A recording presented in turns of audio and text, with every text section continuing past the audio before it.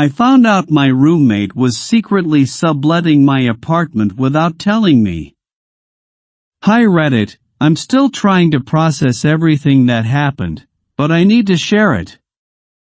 I've been debating whether to post, but maybe some of you have gone through something similar, and I could use perspective. I'm 24, and 6 months ago, I moved into a 2-bedroom apartment in my city. Rent is ridiculously high here, but I found a roommate, Jake, 25, through a local roommate finding app. He seemed normal, worked in IT, quiet, no weird habits mentioned.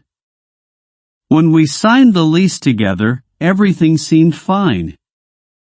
The first couple of months were easy. Jake kept to himself, paid his portion of the rent on time, and never had friends over late at night. I thought, finally, a roommate I can actually live with. But then, around the 3-month mark, I started noticing subtle things that didn't make sense. It began with packages. I'd come home from work and see boxes I hadn't ordered, some labeled with names I didn't recognize. A couple of times, there were small pieces of furniture like a side table or a chair that hadn't been there before. At first, I thought maybe he was just upgrading his stuff, but the pattern started making me uneasy. Then came the emails. I work from home, so I see a lot of emails, but one evening, I accidentally glanced at his laptop when he stepped out, and I noticed something weird. There was an email from our landlord addressed to Jake, referencing someone named Maria, asking about her rent. I froze. The next day, I asked casually, "Hey, who's Maria?" "Oh, she's just a friend crashing here sometimes," Jake said, shrugging like it was no big deal. I wanted to push, but something in his tone made me hesitate. I let it go, for now. Fast forward a week, and I came home on a Friday evening to the living room looking completely different. Luggage, clothes, and a woman sitting on the couch scrolling through her phone. She looked up, smiled, and said, "Hey. I'm Maria." Jake said it's cool if I stay for a few weeks. My brain short-circuited.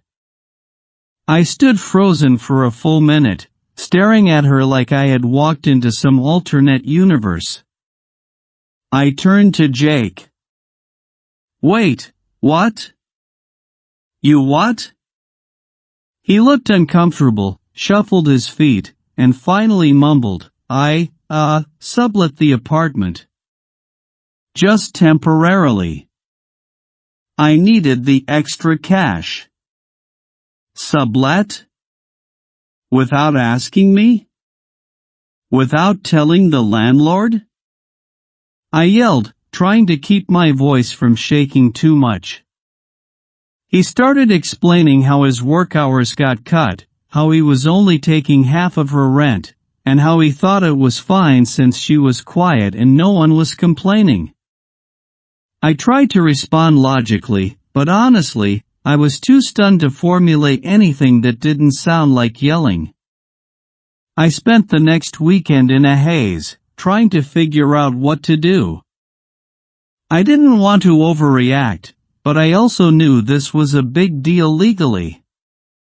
I pulled up our lease again, reread the section about subletting, and yep, it was crystal clear, no subleasing without landlord approval. Both of us could get evicted, and potentially even face fines. I confronted Jake again. You realize we could both be kicked out, right?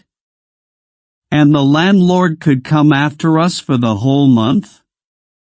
He looked guilty for about 2 seconds, then tried to rationalize it. I thought it would be okay. She's not causing trouble. I just needed some extra money. I realized words weren't going to solve this. I started documenting everything: emails, texts with Maria, receipts showing her rent payments, even screenshots of messages where he was arranging her move-in. I wanted to be prepared in case the landlord didn't believe me. Finally, I called our landlord, explained the situation, and sent over all the evidence. The landlord acted quickly, sending a notice to Jake and Maria giving her 72 hours to vacate. Maria seemed apologetic and left quietly, but Jake, well, he was livid. He accused me of snitching and betraying him, which honestly made me laugh a little. I didn't know him anything except following the lease. After that, things were awkward for a while. I considered asking Jake to move out, but breaking the lease would have been expensive and stressful. Instead, I drew a hard line: no guests allowed, no exceptions. He never tried anything like that again, though the tension lingered. I kept replaying the situation in my head. Part of me felt embarrassed that I hadn't noticed sooner. How did I miss all the subtle signs? But I realized a few important lessons. Always read your lease carefully.